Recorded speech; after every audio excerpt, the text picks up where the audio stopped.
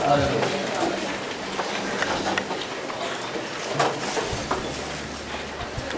this is my second time. Palagpan natin ang Panginoon sa buhay ng Crescendo people. Alam nyo, isa sa mga pangarap ko, mas maraming movements ang mabuo. I always tell my staff, the Love movement, that they would not only be my staff, but also they would start their own movements. And I'm glad I'm seeing the fruit of God's ministry. At I would really suggest na kung ano man matututunan nyo dito, I hope madala nyo rin sa inyong mga churches. Okay? Hindi tayo mag-uusap ng abstract ngayon. Mag-uusap tayo about God's presence. Okay? I was praying kung anong aking didiscuss sa inyo, and God told me, confirming my spirit, that I think this is essential. Worship and hosting God's presence. Have you heard of the term, hosting God's presence? Okay? For those of you who don't have any idea about this, now is the time for you to be exposed to this teaching. Okay, pakilala mo na ako. Next.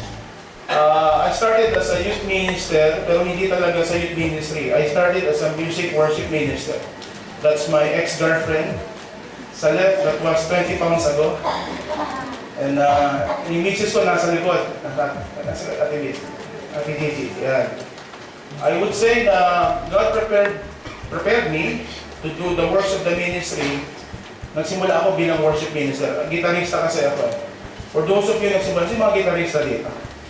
Hindi naman mga kumakagat ng puwertas. No? Yung simple lang. Natuto kong mag-gitara dahil sa Beatles. Yung Beatles? Hindi nga kakilala Beatles ngayon. Mga Ed Sheeran na kayo, no? Saka mga... Okay. And I would say na inihanda ako dito sa isang malaking ministeryo is Body of Christ Ministry because I needed to be exposed first to the workings of God in the Spirit para at least alam ko paano siya gagalaw. Okay, I don't have handouts. Sinabi ko sa organizer, I don't give handouts sa ngayon. I usually give handouts sa training. Pero this time, listen to me with your ears, eyes, and spirit. Kasi what I'm about to tell you now, this morning, nakakain na ba kayo ng steak, yung mga pork ribs, yung mga spare ribs, nakakain na kaya? Kasi what I'm about to share with you ngayon, ay hindi lugaw. Hindi ito, gerber. Gerber. Okay? And I thank si Sir DK, si Don King. Sabi ko sa kanila, ba't nyo ako na-imbilahan dito? Hindi naman ako nagpapakanta. Well, sabi nila, in-inform ni Lord, ako daw imbitahan nila. Lakas na kay Lord, no? Okay, so itong gusto ko sabihin. What I'm about to share with you is this. Yung aking mga learnings in my 20 years in the ministry, at the same time, I would like you to appreciate God's Word and to confirm those things that I would say sa salita ng Diyos. Okay? So that's my ministry, aking misis. And you know na ang worship, next, ang unang gamit ng worship sa Bible ay hindi praise and worship na kantahan. Ang gamit niya ay pag-aalay ng buhay. And that is the context of Abraham offering his son Isaac. So first bullet point, PowerPoint ko sa inyo. Worship is not really about per se praise and worship, kantahan. It's about offering your life to Christ. Sabi dyan, we will worship shakan, and then we will come back to you. That's the first usage of the word worship sa Biblia. And some people would limit that to kantahan. It's true, it's part and parcel ng ating pagpupuri sa Panginoon, pero just to provide a context. Bagaman mamaya, I would particularize my discussion on how to answer God's presence in basically kung ano nangyayari sa church ninyo. No? Okay? Kaya sabi ng Bible, Romans chapter, sorry for the Kuya, S, pakilagyan nila ng S. Romans chapter 12 verse 1, therefore, I urge you brothers, in view of God's mercy, to offer your bodies, what? As living sacrifices, holy and pleasing to God. This is your spiritual act of worship. Okay, mga kapatid. When you talk of worship, you cannot truly praise and worship the Lord unless you offer your life to Him. Marami sa atin, ito siguro ito rin isang kabiat muna para hindi kayo masyado mabigla. I will give you some anecdotes in a sense, saka konting sundot para makorek natin yung ating mga practices sa praise and worship team. Usually, ang Diyos hindi makagalaw Mainly because marami sa worship team, hindi pa talaga nag-aalay ng buhay sa kanya. If you know the context of Romans chapter 12, ano po nagsalita dyan? Therefore. And he was addressing, Paul was addressing mga Kristiyano na, mga Roman Christians. Romans 1 to 11, i-discuss niya ang plano ng Diyos, ano yung mga bagay na kailangan nilang bantayan, at therefore, sabi niya, therefore, I urge you, brothers. What do you mean by that? After all these years, after all these mga months, maaaring disciples sila, still, maraming mga tao sa Roma na hindi pa nag-aalay ng buhay sa Panginoon. Okay, I'm not saying na hindi kayo lalago from your position, pero ito gusto ko sabihin din. Huwag kayo magtaka na hindi makagalaw si Lord sa inyong ministry kung ang ilan sa inyo hindi pa nag-aalay ng tunay na buhay, ng kanilang tunay na commitment sa Panginoon. It takes full surrender sa Panginoon para kayo gumalaw in the spiritual realm. Mamaya na yung sundo. Introduction pa lang kasi ito eh. Okay? Take note of this. John chapter 4, 21 to 24, Jesus said to her, Woman, believe me, the hour is coming, and when you will neither on this mountain nor in Jerusalem worship the Father, you worship what you do not know. You know that we worship for salvation is of the Jews, but the hour is coming, and now is, when the true worshippers will worship the Father in spirit and truth, for the Father is seeking such to worship Him. God is spirit, and those who worship Him must worship Him in spirit and in truth. Lagi niyo naririnig yan. Palagay ko, ilang beses niyo narinig yan sa mga conference. Pero you must take note of this. Nung kinakausap ni Jesus, yung Samaritan woman, basically sinasabi niya that worship would never be based on geography, would never be based on race, would never be based on cultural considerations. Ang sinasabi ni Lord dyan, hindi kayo po pwede mag-worship na limitado. In this case, ito yung sabihin ni Lord dyan, worship is a spirit-to-spirit interaction based on God's truth. So, laying mo foundations mo tayo. When you talk of the Spirit, kasi sinabi yan, balikan yung verse. May sinabi yan, worship in spirit and in truth. So, ang spirit na ginamit nung sa spirit and truth is small s. Pero may sinabi yan, for God is spirit, malaking S. In the Bible, if you do hermeneutics and exegesis, when the Bible uses capital letters, it's referring to a person or siguro, it's referring to God.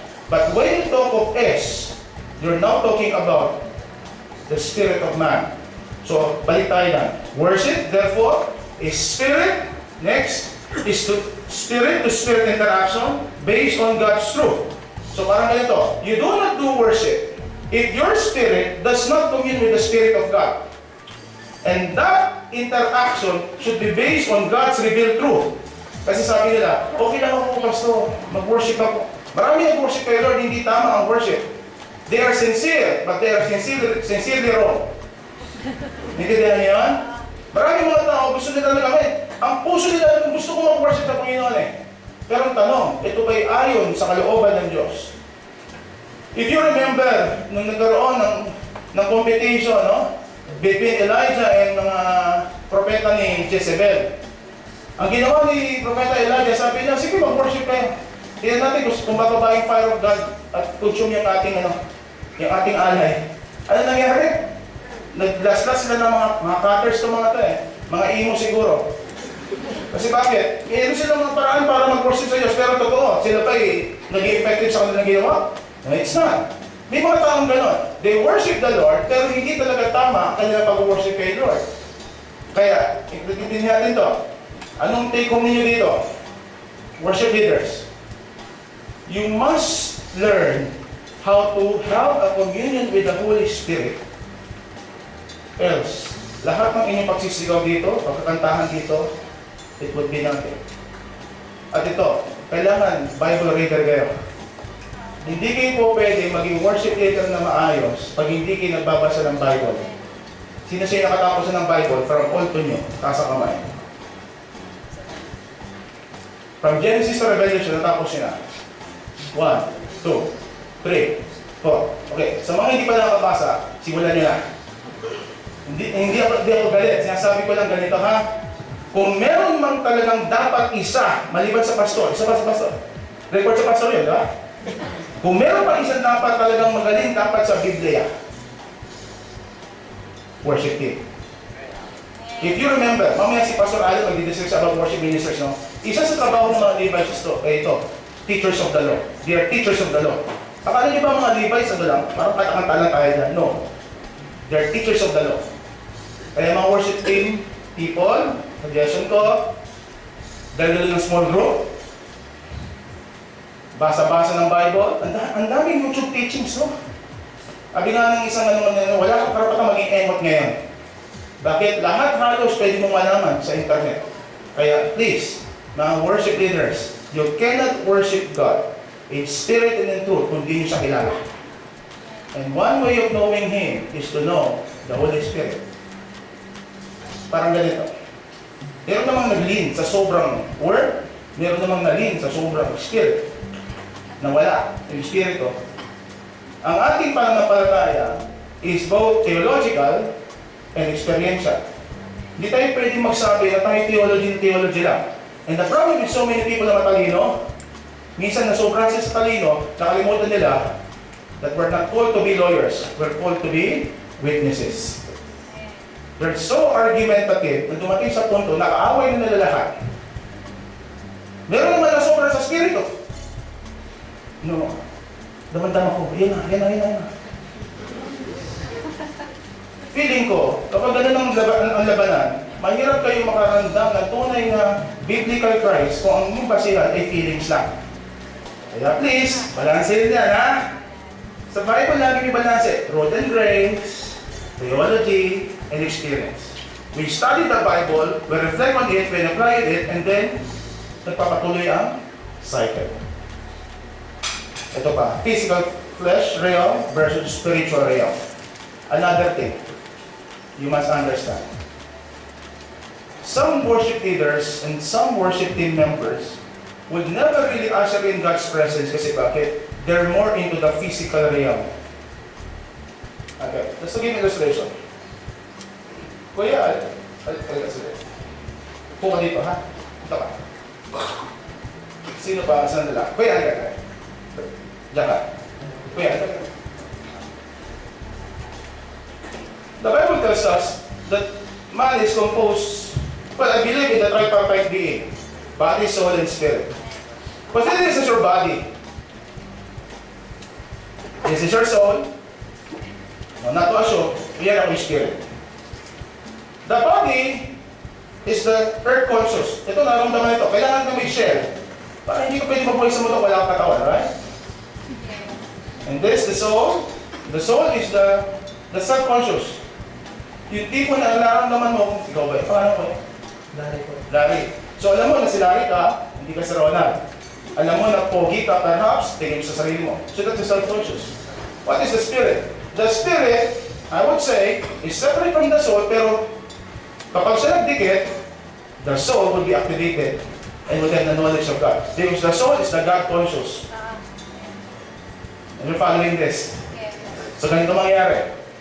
Many worship leader would start with the physical realm. Lahat naman tayo simula dyan eh. Pagpasok ko sa church, nakita ko, bango ng church. Ganda ng lights. Physical realm. And the problem with so many people is this. They stay in the physical realm. Pero ito. Luwag ka konti. Yan. Luwag ka. Para ko sa kanya. Daka lang ha. Many people would start with this. And they would struggle in this area. Kasi sa realm na ito ang realm na hindi mo masyadong maramdaman si Lord. Paano sa hindi maramdaman? The omnipresence of God, nandiyan siya. Magkaiba yan ha? Iba yung omnipresence, pati yung deep-seated connection with the Spirit. Kasi when you're in the domain of the spiritual realm, you do not talk a lot. Isa pa yung mga mag-discuss kaya. So ito yung punto na you struggle. Pray ka ngayon. Sige, pray ka ngayon. Anything. Magano ka, mag-experiment. Anong pray mo? Lord, maraming salamat po sa araw na pagbigay sa akin. Mag-request ka. Nagkakaroon ng activities. In that kind of prayer, you're now very conscious. The problem with so many people, hindi sila nagpapatuloy. It's okay to start in this realm. Dapat nagsimula rito eh. Pero minsan, ganito. Sige. Habang nag-pray ka, palapit ka na palapit. Sige. Para ka na sa Quiapo, yun sa may ayaw nila.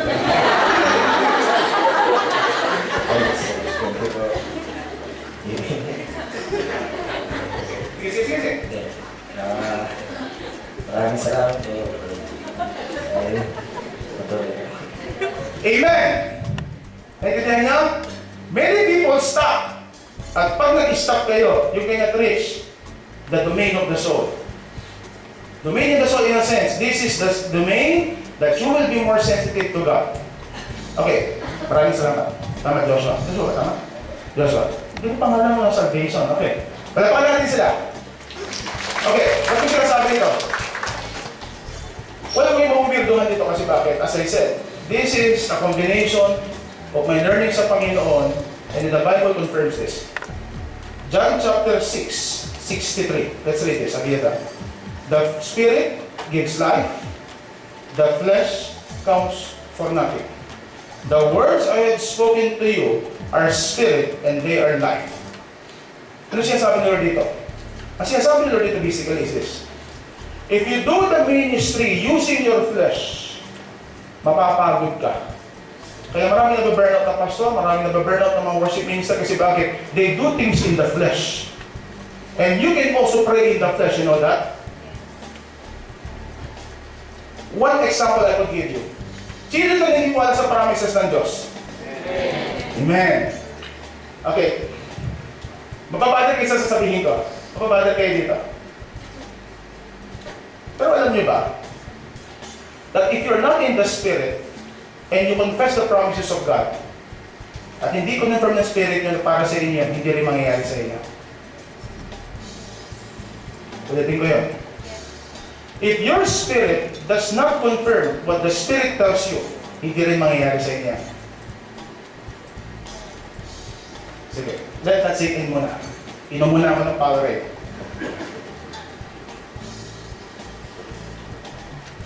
For example, paano kayo gumagawa ng line-up? Dalayan! Sikat siya. Sama yan. Minsan may ganun tendency, right? When we do line-up, minsan kung anong sikat, kung ano ang kinakanta ng marami, kung ano ang alam ng lahat. You're getting my point? When you do your line-up, unless the Spirit confirms with your spirit that this is the song, pag pinakanta mo siya, hindi siya magmiminisip sa tao. Paano kayo sasabihin ito, Pastor, paano yan? Paano kung magiging sensitive to Spirit? Dahan-dahan natin. Inililate out ko lang muna sa inyo yung foundation para alam nyo paano nyo gagawin ng ministry. Okay, nung nagpanatawa kanina dito, ang sinabi ko sa worship team, isa lang. Dalawa lang kakatayin natin. When I look into your holiness, and joy of my desire. The last two, wala sa line-up yun. My staff knows me. Ang sinasabi ko lagi sa kanila, alamin nyo lang yung mga kanta na generation ko, tsaka lahat ng aking PowerPoint sa aking laptop, ibibigay ko lahat sa inyo. Kasi bakit? Usually, kinakanta ko. At sinasabi ko ito, hindi ako magsasabi sa inyo kailan papasok ka kanta kasi bakit? Well, the truth of the matter is, that's how I do things. Kasi ganito mga kapatid, I've learned this truth. My will should be subjected to the will of God. At magalit na kayo kahit hindi nyo alam ang kanta. Pero ito lang sasabihin ko sa sarili ko, Lord, pag ako napahiya, ibig sabihin ako lang yun. And I'm ready to face the consequences. I hope you're getting that point. Balik tayo sa before that slide. Praise and worship in the flesh means nothing. Take note of that. When you do things in the flesh, gusto mo lang yun, hindi gusto dito. Anong gagawin natin? Pastor, paano natin gagawin ito? Paano natin matatouch yung puso ng Diyos? Saka alam na kung ano ba talaga yung gustong pakanta ni Lord. Diretso tayo. 2 Kings, chapter 13, 20 to 21. Now, I will tell you some of the principles. You know, when you're in the flesh, pwede mangyari sa inyo ba? Elisha died and was buried. Now, Moabite raiders used to enter the country every spring Once while some Israelites were burying a man, suddenly they saw a band of raiders. So they threw the man's body into Elijah's tomb. When the body touched Elijah's bones, the man came and stood up on his feet. You know Elisha? Disipulo ni... Imagine nyo, patay na si Elisha. Nung tinapon ng isang grupo, kasi mga tulisan, if ever mga tulisan nyo, natakot sila, ipapaon dapat nila, itinapon na lang, nandiyan na sila. Boom! Doon tumama sa libingan ni Elisha. At imagine nyo to, patay na si Elisha, anointed pa ang buto. Ito ang totoong araw ng lagim. Gabi, araw to eh. Imagine nyo, ganun ka-anointed si Elisha, patay na. Bumubuhay pa ng patay. Anong gusto sabihin? To put it in supernatural sense, pag kayo anointed, pag kayo punong-puno ng presensya ng Diyos, lahat na dumikit sa inyo, mahahawak ng presensya ng Diyos. Ang tanong, do you really decide for it? And the thing is this, isang disclaimer, hindi siya ganun kadali in a sense kasi it takes discipline. If you want to be in the presence of God, you need discipline. So how to usher God's presence? Next principle, no worship, no rain. Tandaan yan. Walang worship, click pa. Sa Pere 14:17. Walang worship, walang pagbubuhos ng presensya ng Diyos. Kasi bakit? In the context of worship, true worship in spirit and truth. Dito bumababa ang presence ng Diyos. Okay, sa mga nalilito, may tatlong uri ng divine presence sa Bible. Una, omnipresence, Psalm 139. Ano ko kakago Panginoon, nando ka sa langit, nando ka sa impyerno. That's omnipresence. Number 2, corporate presence, Matthew chapter 18. 2 or 3 are gathered in my name, I am in the midst of them. Pero meron pang sa uri ng presence, I will talk to you right now. What we call the Shekinah glory presence. The Isaiah 6 scenario. That Isaiah saw God in the temple and he was so overwhelmed. Alam niyo mga kapatid, hindi ko sinasabi sa inyo ito kasi hindi siya magagawa. The problem with so many churches ngayon, nakalimutan nila that we have access to the throne of God. The problem is this, we're not ready for it. Kaya ituturo ko sa inyo para at least sa inyong mga praise and worship session, hindi na kayo kakanta para lang makakaraos ang praise and worship. To some extent, sisirain ang banal na spirito programa ninyo. Okay, I will not really be discussing the theology of worship kasi iba tayo ng worship style, no? I respect some forms of worship. Pero ito ang aking sasabihin, this is my position. Unless the presence of God is in that session, you're not really doing worship. Okay? So ito pa. Pwede ba ipatayin yung konti ilaw dito? Kasi nasisilaw ko. Pwede natin ipatayin? Pwede patayin. Sorry naano ko eh. Masyado ko sumatangkad eh. Kaya tapat sa akin yung ilaw. Pwede natin ipatayin na konti. O din lang natin. We should come into God's presence and meet Him there. The Bible tells us ito.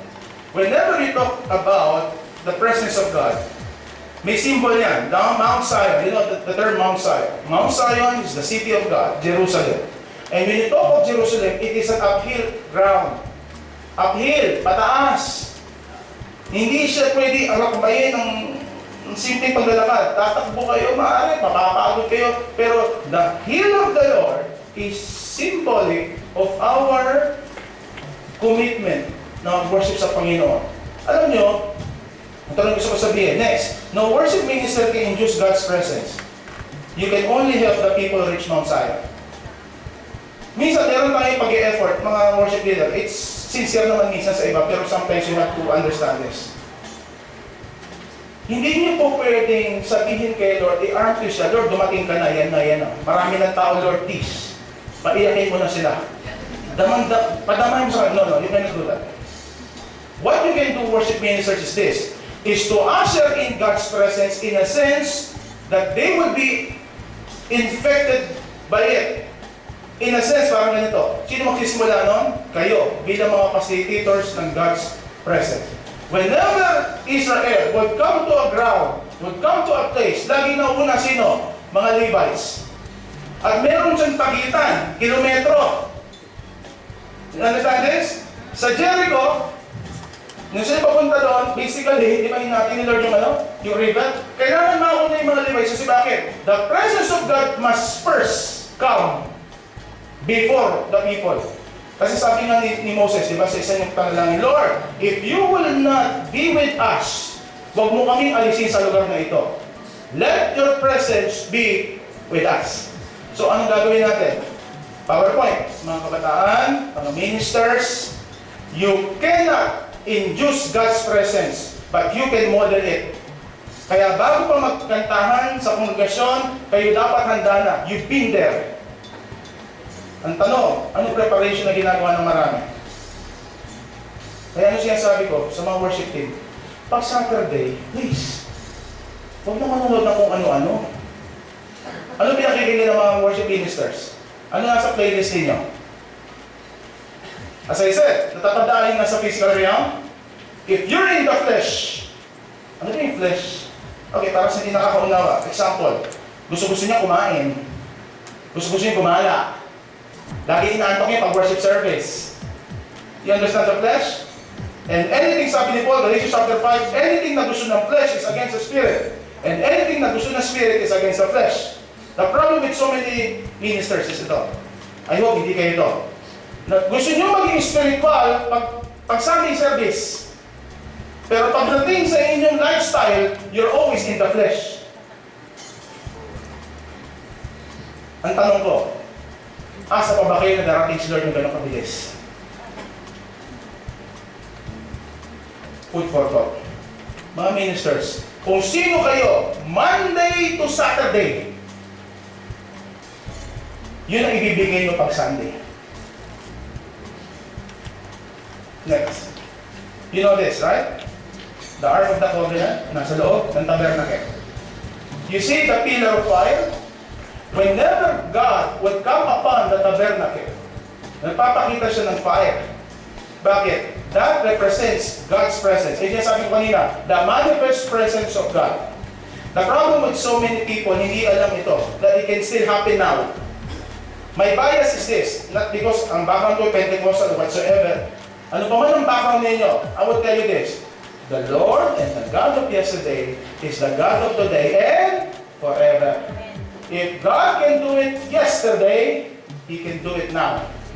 The problem with so many people, naging komportable ang ating mga churches with regard to this. Mas naapektuhan ng mundo ang church kasi ang church naapektuhan ng mundo. And that's the problem. Ano kaya kanta natin sa church? Ang daming parody. Sa halip na gumawa ng mga kanta na talagang unique at lyrics ay talagang churchy. Well, nagpadala sa mundo para sumikat, mag-viral, nagawa ng parody. I'm not saying against sa Panginoon yan. Sinasabi ko ito, ganun katindi influensya ng mundo sa church. At ito, next. You know the sequence, right? Pagpasok mo, nandoon ang laver, yung sacrificial altar, nandun din yung hugasan ng kamay at ang mga katawan. Before you enter the holy place. So tatlo yan. There is an outer court, inner court, the holy place, and the holy of holies. Kung nasan nandun yung high priest. Na pumapasok yun once a year lang. Sa Day of Atonement, yung Kippur, to sacrifice for the sins of Israel. Okay, I will not discuss the details of this. Pero gusto ko sabihin, sequential yan mga kapatid. You cannot enter the presence of God without first confession of sins. Without first being cleansed by the presence of God and by the washing of the water of the Word. Ang dahilan kung bakit tayo nang madumi, kasi bakit? Ang dami pumapasok sa utak natin na hindi kalooban ng Diyos. Sa halip ng Word of God ang pumutuo sa atin, ano nangyayari? Ang pumupuno sa atin, iba-ibang mga Wattpad stories. Mga kabataan, please, dahan-dahanin. Mas okay pa academic books eh. Pero kung anong mga basurang pinapasok nyo sa utak ninyo, By the time na kayo mag-minister dito, hindi nyo kaya pumasok sa spiritual realm. Bakit? You're so physical. At ito, the thing is this. Next. Alam nyo ba, ang pinaka-desire ni Lord sa atin ay pumasok sa kanyang presensya. And that is what the Bible tells us nung mabasag o masira ang curtain temple. You know that story, right? Magmahal na araw, sikat sa atin yan. Alam nyo ba, hindi yan galaw ng tao.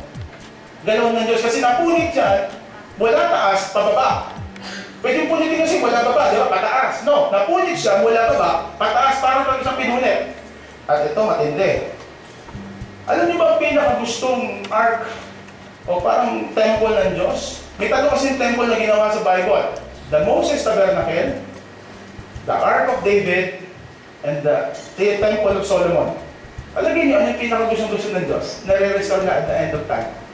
It's not the Tabernacle of Moses. It is not the Temple of Solomon na sobrang luho. Lahat halos gold. Galit sa gold si Solomon. This. Ganyan kasimple, nung tinanggal ni David mula sa pagkakagapi ng mga Pilisteo, kasi nanakaw yan eh. At sabi ng Panginoon, in the last days, in Amos, sabi niya, I will rebuild the Temple of David. And what's that? That's the Temple of David. Bakit? Simple siya. One, first. Next. Number one. No. Meron pang next yan. Meron pang click yan. First one would be this. It is surrounded by worshippers 24/7. Wala siyang ano. Okay. Hindi ko makita dito eh. Alam niyo ba yung Temple of David? Meron naka-assign na mga tao dyan. 24/7. And then number two, unhindered ang view niya. Hindi siya po pwedeng itago. When you talk of the Solomon's Temple and the Moses Temple, simple lang yan. Hindi ka pwede pumasok yung pag hindi ka qualified. You see the point? The temple that God will restore is a temple na pwede pumasok sa presensya ng Diyos. And who are these temples? The Corinthians tells us that we are God's temple. Mga kapatid, kaya natin pumasok sa presensya ng Diyos. Meron na akong mga sasabihin sa inyo, and this would be something na kailangan nyo maintindihan. How to enter and usher in God's presence. Okay, next. Alam nyo, sa kwento. Paganda ng akit dito. Okay? Marami tayong mga bagay na sinusubukan. Isa ako sa mga ingat na ingat umupo. Alam nyo siguro dahilan. Walay lang kayo. Okay lang tumawa. At isa sa mga dahilan kung bakit ingat ako umupo, kapag alam ko hindi ako kakayanin ng upuan, hindi ako umuupo. Ang dami ko nang nasirang upuan. Usually monoblock. Na nasa makinis at madulas na sahig. Ano gusto ko sabihin sa inyo? No. Huwag kayo tumingin sa bigat ko. Tumingin kayo sa glory ng Diyos, kakayanin niyo ba? In the Bible, next. Ang tawag sa glory ng Diyos ay kabod. Ang sabi nga, kabod. Kaya, doon sa 1 Samuel chapter 4, may sinabi doon, nung si Eli namatay, that's the time na sinabi ni Lord, my glory has departed, ikabod. Kaya yung pangalan na ikabod, that means wala ng glory ng Diyos. But when you say kabod in the Bible, the Hebrew word, that means the weight and God's glory and honor.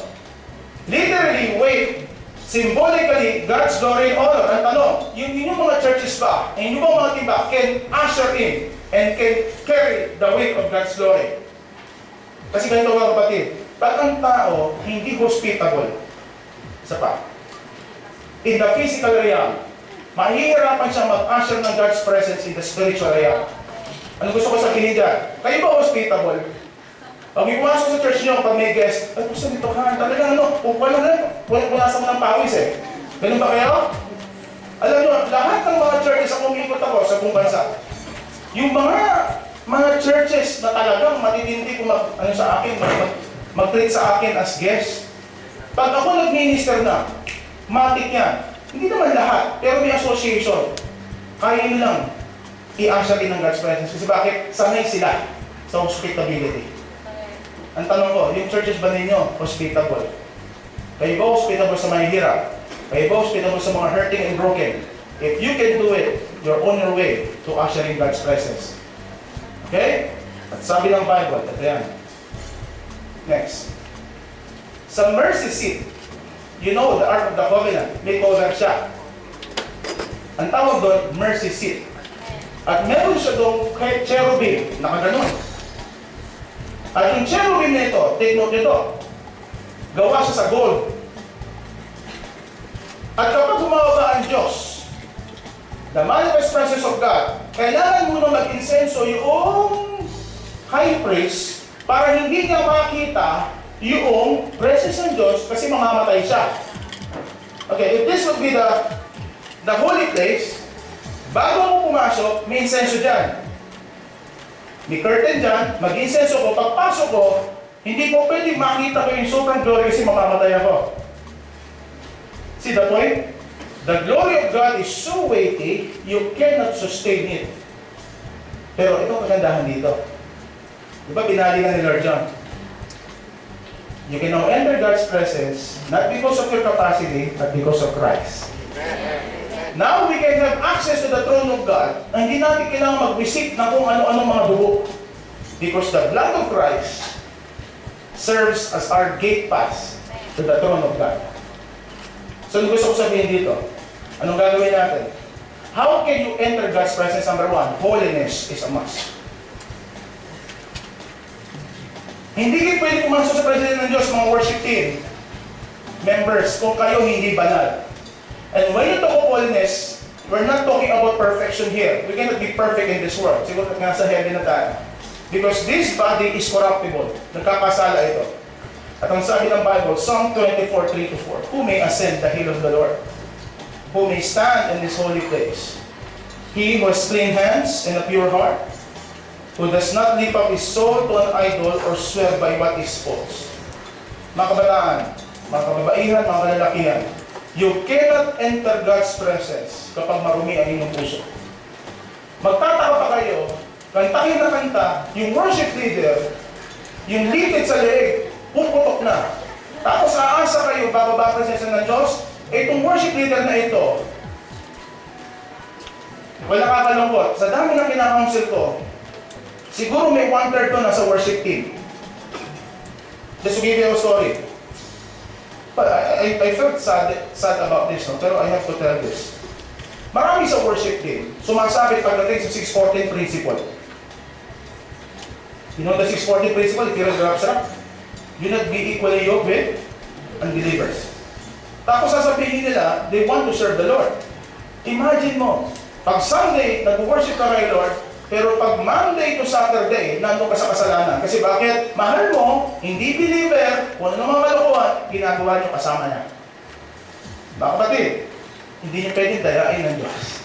What you sow is what you reap. As I said, if Monday to Saturday, you're in the flesh, pagdating ng Sunday, huwag mo asahan you're in the spirit. Kasi masanay ang katawan mo to be in the flesh. At sinabi ko kanina, for you to be in the spirit, you have to pass yung inyong soul barrier. Bakit? Pag kayo masyadong self-conscious, trabaho rin natin kaya ayusin yan. You cannot worship God if you're so focused on yourself. Ang dami problema sa self-esteem. May problema sa abuse. Dahil mga kapatid, pag kayo nasa spiritual realm, hindi kayo naka-self-conscious, you're now God-conscious. Kahit ikamalian kayo, hindi nyo siya mararamdaman. Wala na yung steam, wala na yung hurts. Kasi bakit? You're now in the presence of God. At sa presence ng Diyos, if you notice in the tabernacle, if you're in the presence of God, tahimik ka. Many things would be done in silence. Bakit? You cannot, not because you cannot talk, kasi ito na yung domain that you commune na with spirit to spirit. Kaya sa mga worship leader, itong gusto ko sabihin sa inyo, if you've done this, nandito na kayo sa spirit to spirit realm, pag kayo nagpakanta, hindi nyo kailangan practicein. Pag sinabi ko, pa! Susunod ang worship team. Tandaan na, hindi lang worship leader dapat ang marunong dito. Dapat buong worship team. Kasi pag nato kayo sa essence na gano'n, I will tell you, mas magiging effective kayo. Bakit? Kung ano yung pinapakanta ni Lord, you know this, meron ka rin mga kanta. Nanapakabag kayo kasi bakit may spiritual fire na nabubuo. You know that? Yung iba naman minsan ito mahirap eh. If you're not in the spirit, alam mo na problem na. Maraming salamat po. Unang po tayo. If you're in the spirit, you know hindi pa pwede tigilan to. We call that camping. Magkakampo na kayo.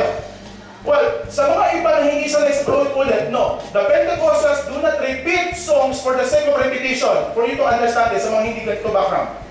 We repeat songs kasi bakit? The Lord tells us, in our spirit, that this is my song for you. You have to sing it. I love that song. Mga babae, sino na harana na?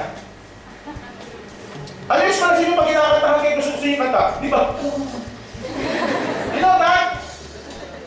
Understand nyo mga kapatid. May mga kanta tayo na pinakakatahan ko si bakit this is my song. Anak, kasi kantahan ko ako, tuwan-tuwa ako dyan.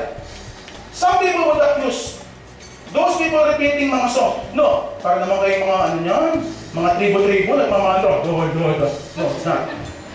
For you to understand, we're not doing repetition of songs for the sake of repeating it. Kasi we know in our spirit, this is our song. This is my story.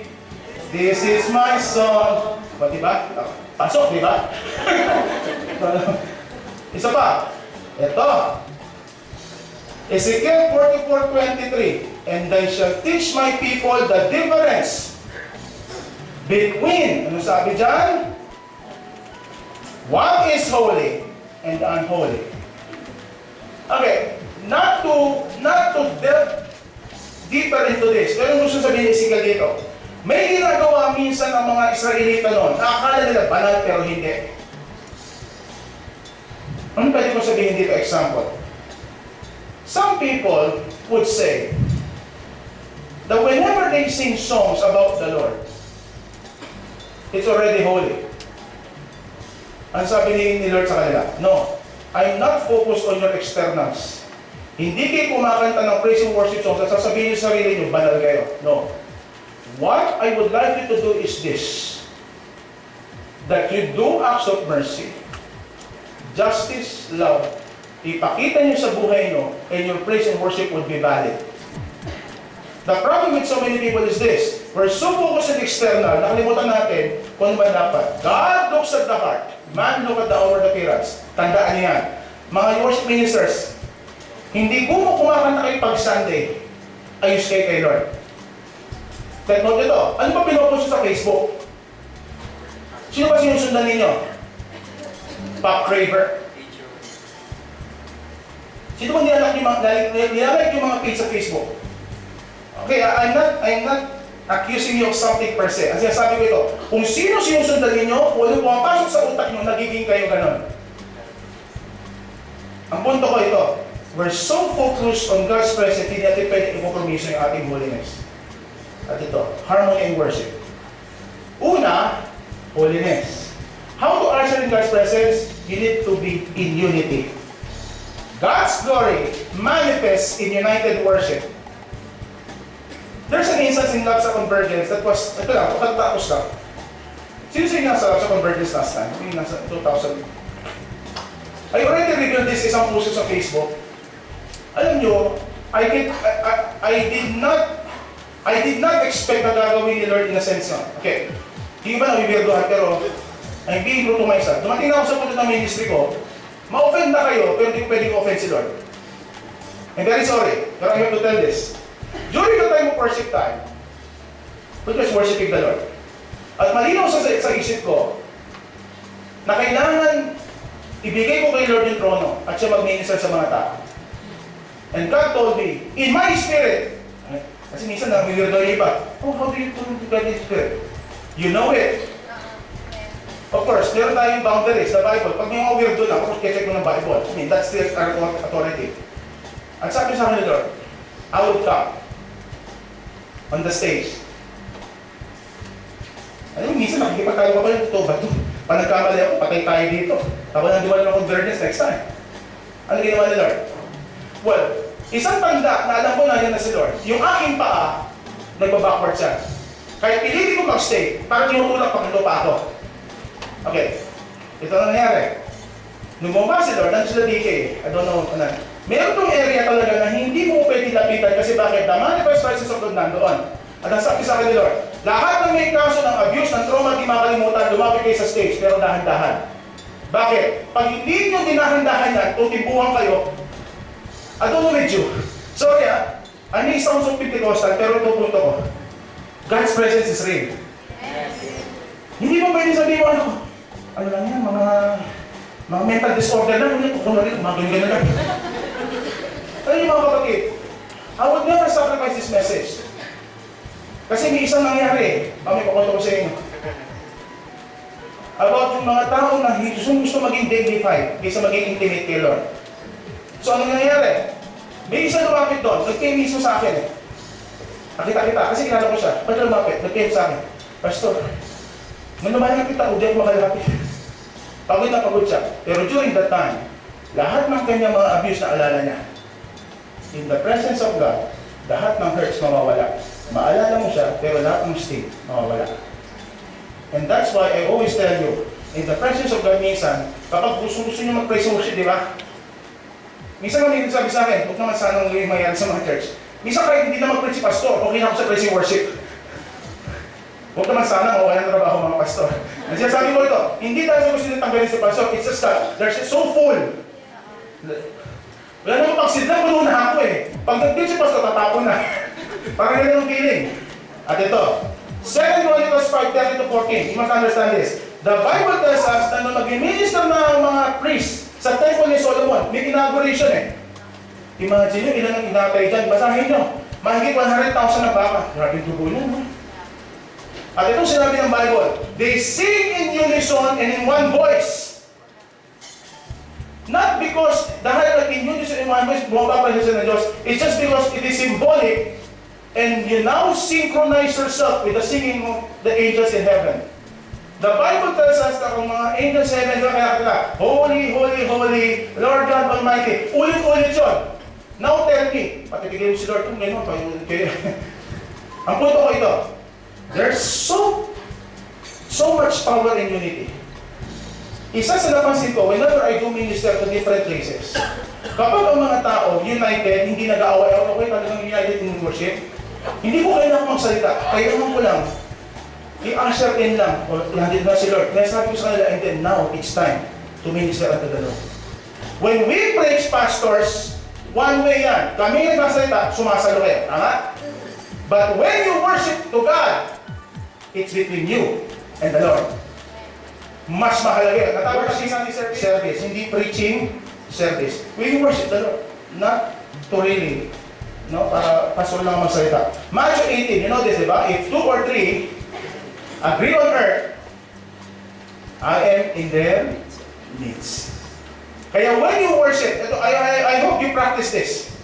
At nagsisimula ko sa ating mga churches, the unity of teams, unity ng mga church members and leaders. When you worship, alam nyo, ang tindi ng worship time. Kasi bakit? Walang away, hindi ka away ni pastor yung worship team, leader. Isang issue yan, huwag yung away ni pastor yung worship team leader. You're under authority. Hindi, pastor, ito papakita, sikat to eh. Iba nga preaching yung pastor. Pag may ganun tension, ang hirap pagbuong ng Espiritu. Kasi bakit? Psalm 133, behold how good and how pleasant it is for brothers to live together in what? Unity. At sabi dyan, for that the Lord bestows His blessing, even life, forevermore. Ano siya sabi ng Panginoon dyan? Without unity, don't expect blessings. Ang hirap bumaba, mga kapatid. Kaya ang gusto ko sabihin, you want to usher in God's presence, worship team, solid dapat kayo with your church leadership. Hindi kayo pwede gumalaw kung may sarili kayo republika. No. Hindi kayo pwede magkaroon ng sarili republika ng worship team. Ha? Kailangan you united with God. Next will be, ito matindi. May holiness. May unity. Pero pag wala nito, you cannot enter God's presence.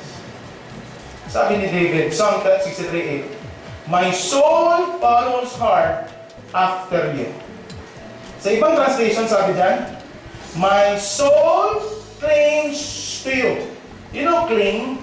Sino yung kaibigan na clingy? Ayaw yung bitiwan? You understand what the Bible tells us about being clingy? Ibig sabihin, you abide in the Lord. Hindi kita tatanggal sa kanyang presensya. Ano gusto ko sabihin? Again, balik tayo sa analogy ko. Pag nasa physical realm kayo, kanino kayo nakikling? Sa mundo. Tsami-tsami kayo ng mundo eh. Sabi nga nila, pag walang position sa mga kaaway, sa demonyo, check mo ba karancho ka nila? Kasi pag ikaw nasa spirit, tandaan mo, may opposition kasi bakit? Ang gusto ng kaaway, baka wala ka eh. Tignan nyo ito ha. Pag kayo nasa presensya ng Diyos, sanay na sanay kayo. Pag sinabi ni Lord, kantahin natin to, pati worship team kakanta, okay na kayo. At ito, matindi. One example I will give you is David. Next. You know this story? Kinuha na niya yung Ark of the Covenant, right? And then, natanggal siya ng effort niya. Yung effort yung white niya ng damit. At ito nangyari. Kaya may kantang undignified. Lyrics na nagbutan ko. Undignified ng passion na album niya, right? Ang punto dito, hindi na inintindi ni David na hari siya. Di ba pag hari ka, dapat dignified? Siguro pag mag-anak dapat ang hari niya. Ark of the Covenant. Ano ginawa niya? Ito para siyang baliw. At meron siya isang asawa. Yung binigay ni Saul sa kanya. Ang pangalan? Mikal. Next. Ano sabi ni Mikal? Nakakahiya. Ano ginawa ng Panginoon sa kanya? Sinarado ang kanyang matres. Hindi siya kailanman nagkaanak. Ito sinasabi ko kanina. What will you choose? Dignity or intimacy? Sometimes, minsan, we're so full of order na minsan hindi ma-express ng mga tao sa mga churches on how they will worship the Lord. Again, ito ha, dahan-dahan ako dito in a sense kasi bakit I may hurt some sensibilities. So sinasabi ko lang ito. Order is good. Sabi nila, order is life. But the presence of God is lifer. Pag sinabi ko presence of God, hindi ko sinasabi ko dito sa Tana Diyos, sinasabi ko dito, may mga pagkakataon na hindi mo pwede sabihin sa Diyos, Lord, ganito ko lang nagalawa kasi bakit church namin kasi bawal mong taas ng kamay. Ano dito ka lang, Lord, hindi na naman na. No, you cannot do that. Ano ginawa kay Mikal? Hindi dahil sa ano nung nag-comment lang siya. Dahil ang puso ni Mikal, basically, ay malayo sa Diyos. And that's the problem with so many people. They're in the church, pero ang puso nila malayo sa Diyos. Mga worship team people, huwag niyong gagawin yan. Psalm 91 verse 2. 1 verse 2. Ang sabi niya? He who dwells in the shelter of the Most High will rest in the shadow of the Almighty. Worship team, you do not just visit God's place, you dwell in it. You do not just visit the presence of God, you dwell in it. How do you do it? Practicing nyo. Ito. Increasing your spiritual hunger. Number 1, spiritual discipline. Word and prayer. Alam mo minsan, kahit hindi nyo feel mag-word of God o mag-pray, gawin nyo siya. As I said, huwag kayong titigan kasi ang flesh talaga matigas ang ulo. Kailangan sanayin nyo siya. Kaya minsan hindi maintindihan ng iba, bakit na-reward yung mga kabataan magkaroon devotional journal. Hindi ako. Of course, border yung legalism, huwag naman sana. Ang punto, sinasanay natin ang sarili natin, bumabad sa presensya ng Diyos through spiritual disciplines. Number 2, yan na, obedience to God's will. Alam mo sa ng Diyos, di ba sinusunod? Alam mo naman na ang panahon, ayaw niya na mayroong kaaraw sa iyo, karelasyon mo pa rin, unbeliever. Eh di wow. Number 3, service. Alam niyo, sa paglilingkod sa Panginoon, doon tayo mas lalong nabababad sa presensya niya. Number 4, accountability groups. Yan. Sulit natin. Next, fellowship with men and women of God. Kayo ba may accountability group na nag-check sa inyo? Bigyan niyo ng lisensya yung inyong mga kaibigan na i-correct kayo. Sabi niyo, sampalin mo ako ha, kapag ako nagkakamali na. Bakit? Well, hindi naman literal yan. Kasi sabi ko lang, pwede kayong i-correct or review. At ito, alam niyo, isang makakatulong sa inyo para maging matindi yung spiritual sensitivity niyo at hunger. Dumikit kayo sa mga church leaders na mataas na ang pinagdaanan at marami sila maitutulong sa inyo. Ang unang guro sinamahan ko, hindi mga kabataan when I was growing up in the Lord. Ang unang sinamahan mga elders. Kaya disiplina ko, kaya musical exposure hindi Hillsong eh. Dahil during the time, wala pang Hillsong ng United. During the time, classic Hillsong pa. Kaya Daryl and Shep. At ang unang album nila narinig ko, All Things Are Possible. Ano siya yung pasikat sa kanilang album, All Things Are Possible? You know that album? So isa pa. Next. Yan. Immersion in corporate worship. Nasasanay kayo mga kapatid, bumabad sa presensya ng Diyos if you always worship the Lord. You do not do it lang sa loob ng church. You do it kahit nasaan kayo. Sa kwarto ninyo, kahit sa CR, bago kayo maligo, Lord, painitin mo yung tubig. Paano kayo? Nag-iwa lang yan. Kasi bakit? Isang aking payo, pag kayo nasali ng worship na Lord, ina-activate yung spirit man ninyo. Nang pag kayo natin sa punto ng worship, patinte. There was a time, I was so spirit-filled during that time kasi galing ko sa prayer, bata-bata ka. Alam mo, kahit nasa kayo ng jeep, alam mo kung sino yung magnanakaw eh. Hindi ako nagbibiro. Pag galing ka sa prayer, alam mo, yung magnanakaw to. Iba nararamdaman ko. Totoo naman. There was a time, nakasabay ako, spiritista naman. Pinausap ako. Inulaan mo kami, ikaw, this year, aalis ka, 2006 yan, hindi ko makakalimutan. Darating sa punto, 2 beses ka lalabas ng bansa. Eh, sure nila, wala akong passport. Inulaan ako. I believe na may gift siya. Pero tanong ko, kay Lord pagaling yung gift.